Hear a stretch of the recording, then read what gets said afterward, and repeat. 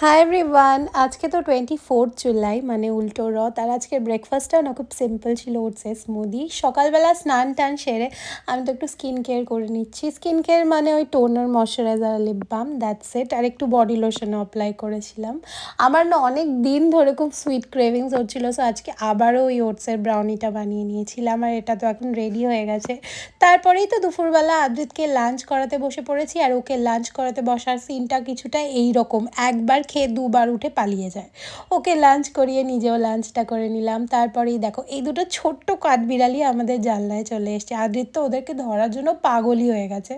আর তারপরেই লাঞ্চ টান সেরে ওই ব্রাউনিটা একটু খাচ্ছিলাম। আর বিকেলবেলা একটু ছাদে চলে এসেছিলাম। আজকে না ওয়েদারটা দারুণ লাগছিল। আর তারপরেই তো সন্ধ্যাবেলা আদ্রিতকে নিয়ে আর রথ নিয়ে আমরা এখন বেরিয়ে পড়েছি। এখন রথ টানতে টানতে আদ্রিত যাচ্ছে মন্দিরের দিকে। আর মন্দিরে যাওয়ার পথে আমিও একটু রথ টেনে নিলাম। আর দেখো যাওয়ার পথে এই ছোট্ট দুটো প্যাঁচার সাথে দেখা হয়ে গেছে, কি সুন্দর করে ওরা বসে আছে। আর মন্দিরে এসে আদ্রিতের ফ্রেন্ডের সাথেও দেখা হয়ে গেছিলো।